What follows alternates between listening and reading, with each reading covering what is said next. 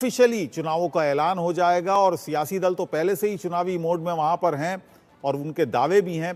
क्या क्या मुद्दे इस बार महाराष्ट्र चुनाव में देखने को मिलेंगे? जी बिल्कुल। देखिए, जो बीते दिनों ये घटना हुई है, बाबा सिद्दीकी की हत्या कर दी गई है, तो सबसे पहले लॉ एंड ऑर्डर का मुद्दा जो है विपक्ष लगातार उठा रहा है, इस्तीफे की मांग कर रहा है। जहां एक तरफ चुनाव होने वाले ठीक उससे पहले ये एक मुद्दा जो है फिलहाल गरमाया हुआ है। और लॉ एंड ऑर्डर सिचुएशन ठीक कुछ दिन पहले जब बदलापुर में भी एक यौन उत्पीड़न का मामला आया था, तभी लॉ एंड ऑर्डर सिचुएशन पर जो सवाल उठे थे। महिला सुरक्षा मुद्दा होगा विपक्ष की तरफ से। वो तमाम बागी विधायक और दल बदल की राजनीति को लेकर जो है वो मुद्दा बनाएंगे। और साथ ही इन सारे मुद्दों के साथ जो है इस साल महाराष्ट्र विधानसभा में विपक्ष जो है उतरने वाला है। बात महायुति की करे, भाजपा की करे, तो वो अपने काम को लेकर जो है उतरेंगे। जो लाडकी बहन योजना जो महाराष्ट्र सरकार की तरफ से लाई गई थी, उसके साथ अन्य योजनाएं, जो लाडका भाव योजना जिसके तहत जो 10वीं 12वीं के छात्र है और बाकी अन्य छात्र है उनके लिए जो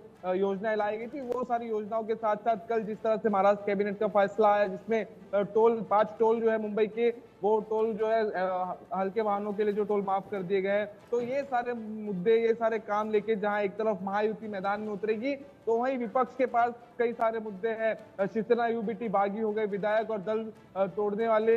जिस तरह से बीते 2-2.5 साल से लगातार यूबीटी भाजपा पर आरोप लगाती रही है कि भाजपा ने शिवसेना को 2 भागों में तोड़ा और उसके बाद दल बदल की राजनीति जो है की है। ये मुद्दों के साथ जो है राष्ट्रवादी कांग्रेस पार्टी भी उतरेगी। और साथ ही आपको बता दें, जिस तरह से लॉ एंड ऑर्डर सिचुएशन जो है वो लगातार मुंबई और महाराष्ट्र में खराब होती रही है, तो वो भी एक बड़ा मुद्दा जो है रहेगा। और इन सबके बीच में आज जब चुनाव आयोग की तरफ से इलेक्शन की तारीख अनाउंस किए जाएंगे, ऐलान किए जाएंगे, उसके बाद जो है और राजनीतिक हलचल जो है वो तेज होगी। जो क्योंकि बैठकों का दौर जो है वो लगातार जो है महाराष्ट्र में शुरू है, चाहे वो महायुति हो या महाविकास आघाड़ी हो, दोनों ही महागठबंधनों की तरफ से जो है तैयारियां शुरू है, बैठकों का दौर चल रहा है। और इसी के साथ मुख्यमंत्री चेहरा लेकिन अभी तक किसी ने, ना महाविकास आघाड़ी ने और ना महायुति ने जो है अभी तक ऐलान किया है। जबकि महाविकास आघाड़ी की बात करें तो कांग्रेस को छोड़कर शिवसेना, यूबीटी और एनसीपी शरद पवार जो है लगातार मुख्यमंत्री चेहरा जो है उस पर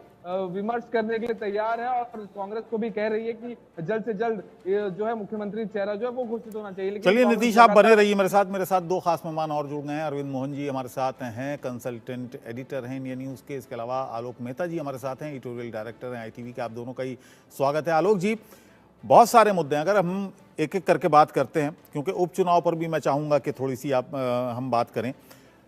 महाराष्ट्र की बात कर लेते हैं। महाराष्ट्र में चुनाव का ऐलान हो जाएगा, इस बार आप किस तरह से देख रहे हैं? क्योंकि हमने देखा, हरियाणा का चुनाव भी देखा, हरियाणा में भी बड़ा कॉन्फिडेंस था कांग्रेस पार्टी में, और 2024 के बाद ये कॉन्फिडेंस पूरे इंडिया गठबंधन में हमें देखने को मिला, लेकिन वो गुब्बारा की हवा निकल गई हरियाणा चुनाव में। महाराष्ट्र में क्या होने जा रहा है? महाराष्ट्र में क्या क्या मुद्दे हावी रहने वाले हैं और किस तरह से चुनाव आगे बढ़ेगा? क्योंकि महाराष्ट्र में अगर हम देखें पिछले कुछ सालों से तो बड़ी सियासी उठापटक हुई, सरकारें बदली, दल बदले, बहुत कुछ हुआ महाराष्ट्र में। जी, मेरा ऐसा मानना है कि ये महाराष्ट्र के लिए और झारखंड के लिए भी, लेकिन महाराष्ट्र के लिए बहुत ही ऐतिहासिक चुनाव है। क्योंकि जिस तरह से YB चौहान के समय से यदि आप कहें, शरद पवार जब आए, शरद पवार के लिए अब कहना चाहिए कि वो सुप्रिया सुले को एक बार तो रिटायरमेंट अपना घोषित कर चुके थे, लेकिन वो फिर से मैदान में है। ठाकरे परिवार का उद्धव ठाकरे तो मुख्यमंत्री पद के दावेदार बराबर हैं, उनके साझे सहयोगी अभी भी यही कहते हैं। और आप तो सबसे अच्छा पुराना आपका अनुभव है, आप ये देखिए कि राष्ट्रीय स्वयंसेवक संघ कहाँ का है, वो तो महाराष्ट्र से ही, उसका सारा जन्मभूमि यदि कहें यदि आप, और महाराष्ट्र के लोगों का ही वहाँ पहले काफी हद तक प्रभुत्व रहा है, जिसको कहना चाहिए संघ में भी। और लोकसभा चुनाव में जिस तरह से हरियाणा में काम किया, 16,000 बैठकें की है संघ और भाजपा के लोगों ने मिलकर, 16,000, मतलब वो नुक्कड़ सभाएं कहिए, घरों में, पंचायतों में कहिए, जहां भी किया होगा। आप उस दृष्टि से देखें तो महाराष्ट्र तो उनका पुराना गढ़ रहा है। जब से भारतीय जनता पार्टी बनी, एक समय में शिवसेना उनके साथ थी। और ये याद रखिए, जो फील्ड में जैसे हमारे संवाददाता हैं या कहीं भी नेटवर्क होता है, आज शिवसेना जो कुछ रही है, एकनाथ शिंदे की वजह से शिवसेना, बाल ठाकरे, मतलब उनका कहिए पार्टी जो चलती थी, वो जमीनी बिल्कुल सड़क से आए हुए नेता हैं। तो उसका कितना फायदा मिलता है, ये सही है गठबंधन में। और तीसरा एक छोटा लेकिन सा, एकनाथ शिंदे ने जिस तरह से शिवसेना बनाई, शिवसेना उद्धव जो गुट थी, पहले जो पूरी शिवसेना थी उसमें टूट हुई और उसके बाद शिवसेना बनी, उसके बाद हमने देखा लोकसभा चुनाव हुए, लोकसभा चुनाव में कुछ खास एकनाथ शिंदे की पार्टी कर नहीं पाती है। तो क्या आपको लगता है आलोक जी कि जो एक सिंपैथी फैक्टर है वो उद्धव ठाकरे के साथ रहा 2024 में और आगे भी रहेगा? क्योंकि ये सही जो परिवार का जिनके जहाँ ऐसे संबंध है, मैं आज भी कह रहा हूँ, आप वहां देखिए ना, अजीत पवार की पत्नी भी इसीलिए हारी, शरद पवार का अपना एक गढ़ रहा है, वो भी इस दृष्टि से थोड़ा उसका असर। लेकिन लोकसभा, फिर से आप तो ध्यान दें, लोकसभा और विधानसभा के चुनाव थोड़ा डिफरेंट होते हैं। जिस तरह से राष्ट्रीय स्तर पर और पार्टी के गठबंधनों में, मैं ये नहीं कह रहा हूँ कि ऐसा नहीं होगा या उनको ज्यादा मिल सकता है एकनाथ शिंदे, इसका बल्कि बीजेपी को और कांग्रेस दोनों को फायदा हो रहा है राष्ट्रीय दलों की दृष्टि देखे। चूंकि मैं आमतौर पर राष्ट्रीय दलों के उस पर रहता हूँ कि छोटे छोटे दल काफी ब्लैकमेल करते हैं।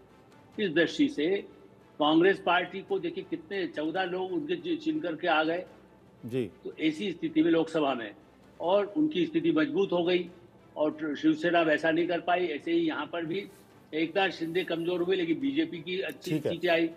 इस तरह से मुझे ऐसा अरविंद जी लगता है आपको कि क्या इससे लगता है सौदा एकनाथ करना शिंदे, आसान होगा। ठीक है अरविंद जी आपको क्या लगता है एकनाथ शिंदे हालांकि मुख्यमंत्री हैं लेकिन वो एक ऑरा क्रिएट नहीं कर पाए, शिवसेना के नेता हैं, सब कुछ उनको मिल गया, असली शिवसेना उनको ठहरा दिया गया, लेकिन जो एक राजनेता का एक ऑरा होता है, एक पार्टी के लीडर का ऑरा होता है, वो कहीं ना कहीं क्रिएट नहीं कर पाए, अंडर शेडो रहे भारतीय जनता पार्टी। शेडो रहे या उन पे टिके रहे, उन्हीं के सहारे खड़े रहे, उन्हीं के सहारे अभी भी खड़े हैं। अभी भी नया नेता कौन हो या चीफ मिनिस्टर कौन हो ये डिक्लेरेशन नहीं है, और ये भी डिक्लेरेशन नहीं है कि उनको ज़्यादा सीटें दी जाएंगी। वो तो बीजेपी करेगी अपने हिसाब से, तो उनकी वो स्थिति नहीं है। लेकिन ये जरूर है कि वो अजीत पवार की तरफ फिसड्डी नहीं हुई, इससे बेटर साबित।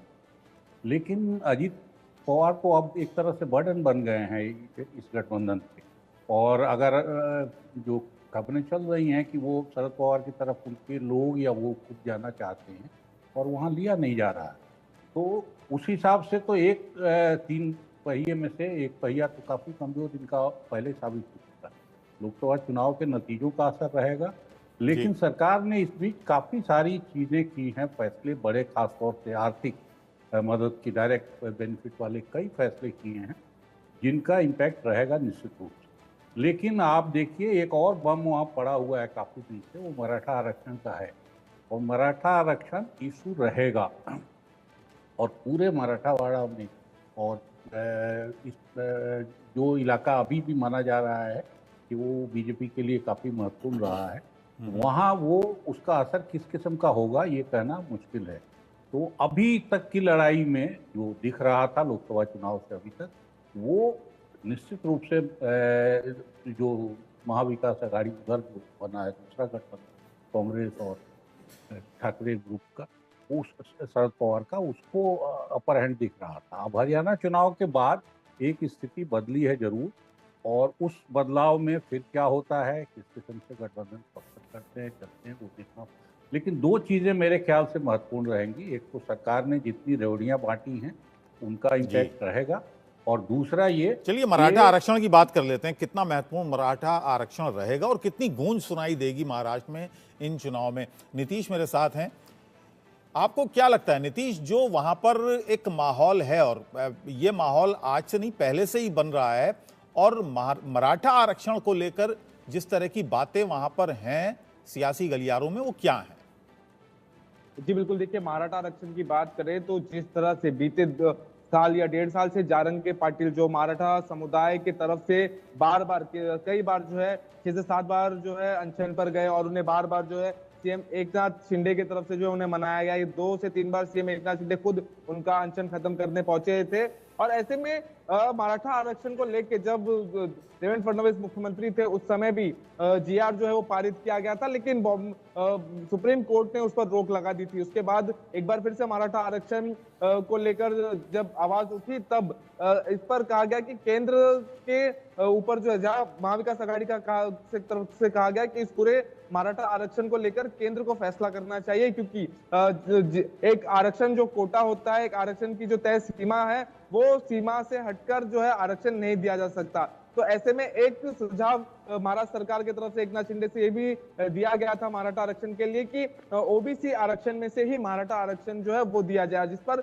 मराठा समुदाय के लोग जारंगे पाटिल जो है वो राजी भी हो गए थे। लेकिन फिर इसमें एक टर्निंग पॉइंट ये आया कि महायुति में खुद जो है आपस में इन सारी चीजों को लेकर जो है विवाद शुरू हो गया, क्योंकि जहां छगन भुजबल खुद ओबीसी के एक बड़े नेता है, तो उनकी तरफ से बयान दिया गया कि ओबीसी और एससी एसटी आरक्षण को छुए बगैर जो है अलग से आरक्षण जो है वो पारित करना चाहिए मराठा। चलिए नीतीश, आप हमारे साथ बने रहिए। मराठा आरक्षण पे हम ये भी जानने की कोशिश करेंगे हमारे एक्सपर्ट से कि किस गठबंधन को मराठा आरक्षण पर एज है, यानी वो बढ़त बना पाएगी। एक छोटे से ब्रेक के बाद लौट